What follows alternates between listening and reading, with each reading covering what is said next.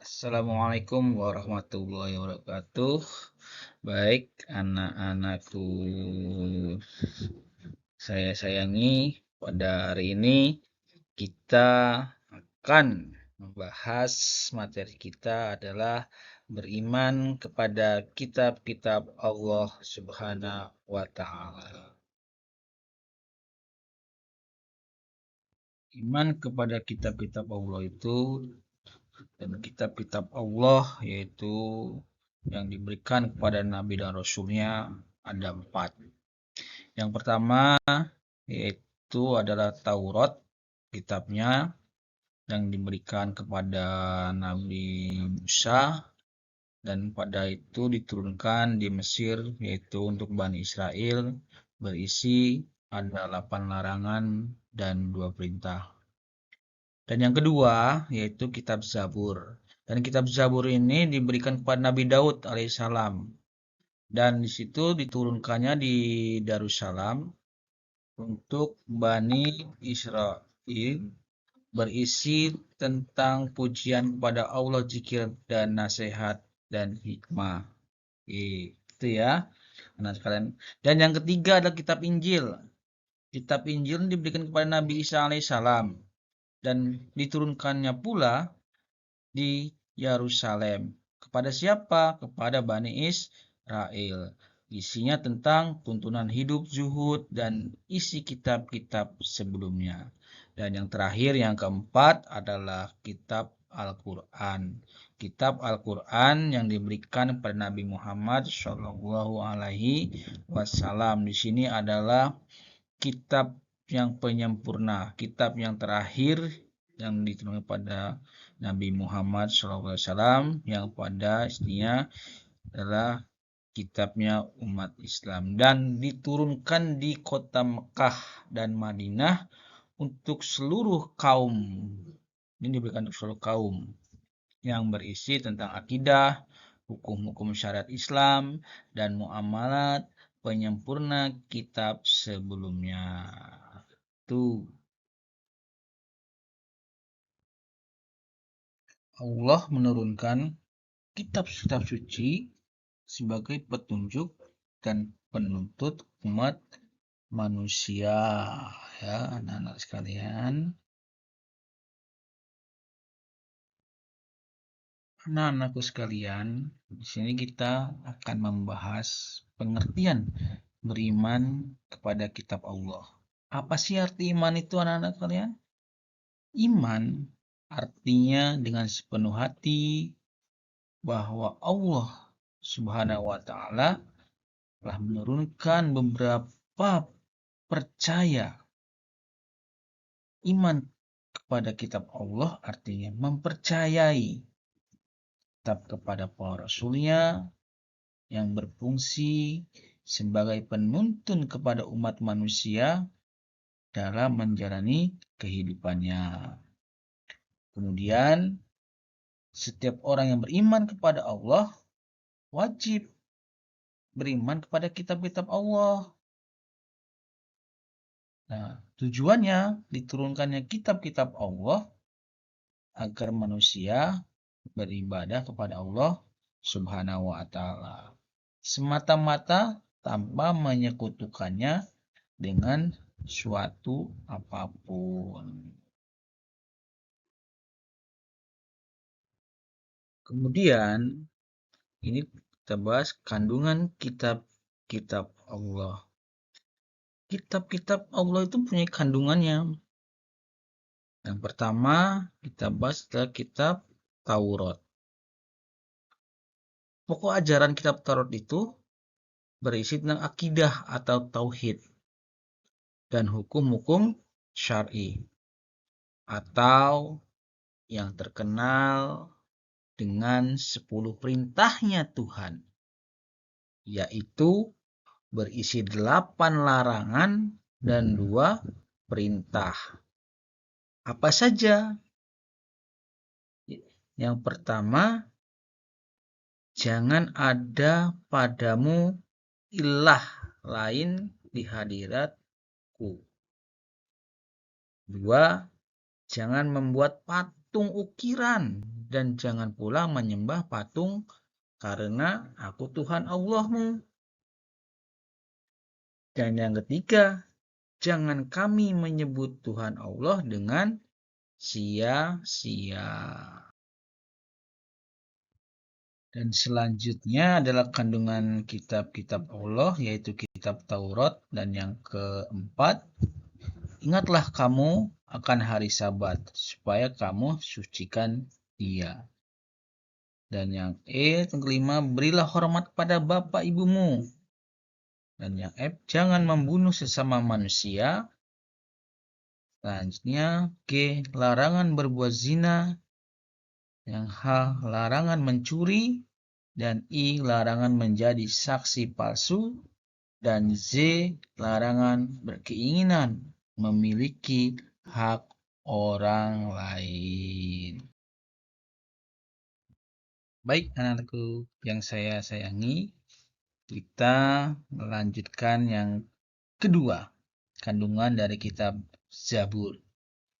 Kandungannya berisikan, yang pertama adalah isi kandungan kitab Zabur berisi kumpulan puji-pujian kepada Allah Subhanahu wa Ta'ala atas segala nikmatnya. Kemudian kitab Zabur juga berisi zikir, doa, nasihat, dan hikmah. Dan kitab Zabur merupakan petunjuk untuk kaum Nabi Daud alaihi salam. Dan yang ketiga adalah kitab Injil yang diturunkan kepada Nabi Isa alaihi salam. Dan isi kandungan kitab Injil adalah ajaran untuk hidup dengan zuhud, karena pada masa itu orang-orang Yahudi sedang dilanda kerakusan dan ketamakan kepada harta. Kemudian isi kandungan kitab Injil sama dengan kitab-kitab sebelumnya. Isinya itu sama dengan kitab-kitab sebelumnya. Namun sebagian menghapus hukum-hukum yang tertera di kitab Taurat yang tidak sesuai di masa itu. Dan yang terakhir adalah anak-anakku sekalian, adalah kitab Al-Quran.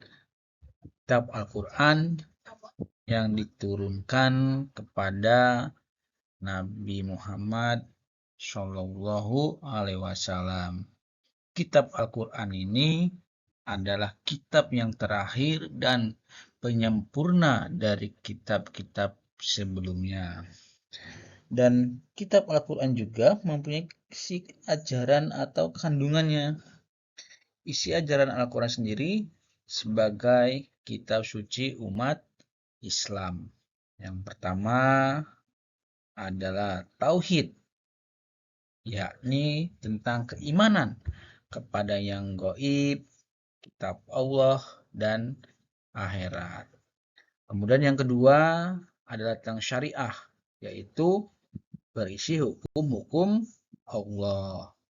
Dan yang ketiga adalah akhlak, yakni tentang pedoman berakhlak.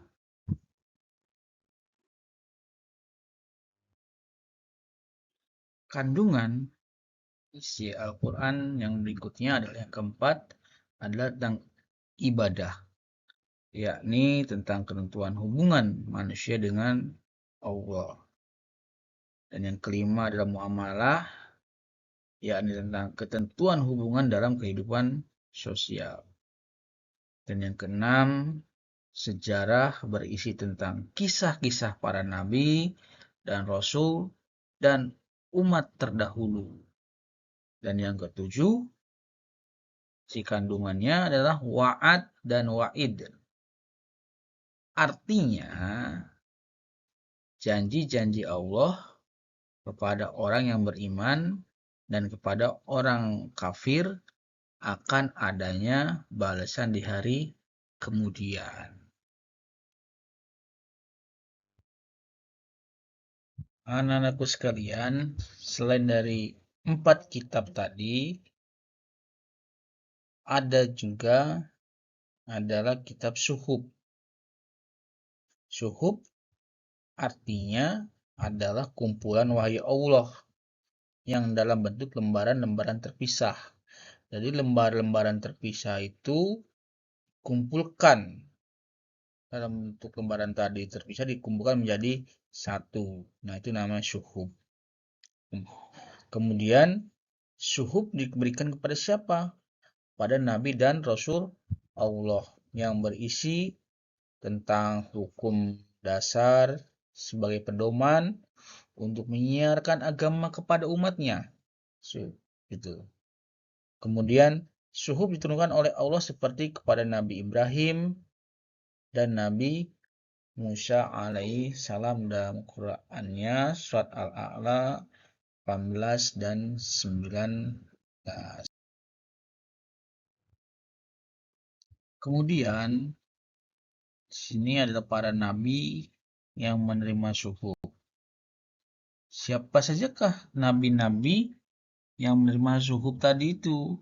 Yang pertama, Nabi Adam alaihi salam. Dia menerima sebanyak 10 suhuf. Dan yang kedua, Nabi Ibrahim alaihissalam menerima 30 suhuf. Dan yang ketiga, Nabi Syed alaihissalam menerima 50 suhuf. Dan yang keempat adalah Nabi Musa alaihissalam menerima 10 suhuf sebelum diturunkannya kitab Taurat tadi. Jadi sebelum menerima kitab Taurat, Nabi Musa sudah menerima 10 suhuf. Dan beriman kepada kitab Allah berarti suatu keyakinan kita dengan sepenuh hati bahwa Allah tuh benar-benar telah menurunkan wahyunya kepada para rasul pilihan sebagai petunjuk dan pedoman bagi kehidupan manusia agar manusia senantiasa bahagia dunia akhirat.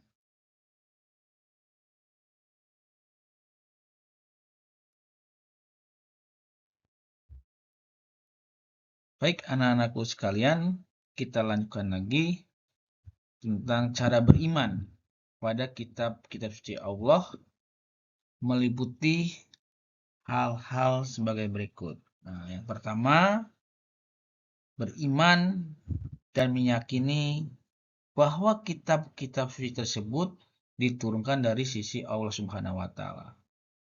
Yakin bahwa kitab-kitab suci itu diturunkan dari sisi Allah Subhanahu wa taala, bukan dari tempat yang lain. Yang kedua adalah beriman dan mempercayai nama-nama kitab suci yang kita ketahui. Kita harus percaya dan beriman nama-nama kitab suci yang kita ketahui itu. Ada berapa tadi? Ada 4 kitab-kitab yang perlu kita imani. Dan ada suhuf juga tadi. Kemudian yang ketiga, meyakini kebenaran informasi yang terkandung di dalamnya dan mengamalkan kitab yang terakhir dan menghapus kitab-kitab sebelumnya. Kemudian ada sikap orang yang beriman kepada kitab-kitab Allah. Gimana sih sikapnya orang-orang yang beriman itu? Yang pertama adalah manusia akan mengakui keterbatasannya. Sehingga dalam menjalani kehidupannya mereka tidak sombong. Yang kedua, orang mengimani kitab-kitab Allah dapat belajar dari orang-orang yang hidup pada masa lampau. Dan yang ketiga adalah orang-orang yang mengamalkan isi kitab tersebut terlihat dari sikap kesehariannya, yaitu bersikap jujur, amanah, bersyukur, bertanggung jawab, disiplin, dan sebagainya. Anak-anakku sekalian, yang terakhir adalah menampilkan sikap mencintai Al-Quran sebagai kitab Allah. Bagaimana sih kita harus bisa menampilkan dan mencintai Al-Quran itu? Sikapnya kita seperti apa sih? Yang pertama, membaca Al-Quran secara rutin. Dibaca Al-Quran secara rutin. Baik di selang waktu senggang, setelah sholat, dibaca Al-Quran itu secara rutin. Dan yang kedua, memahami isi Al-Quran itu tersebut. Dipahami isi Al-Quran itu. Dan yang terakhir, yang pasti adalah mengamalkan dalam kehidupan sehari-hari. Diamalkan dalam kehidupan kita sehari-hari sebagai isi. Itu anak-anakku sekalian tentang kitab-kitab Allah dan tentang cara kandungan-kandungan kitab Allah, kemudian cara beriman kepada kitab Allah, dan yang terakhir adalah menampilkan gimana kita mencintai, sikap kita mencintai Al-Quran sebagai kitab Allah. Itu saja materi kita pada hari ini. Silakan, ada yang mau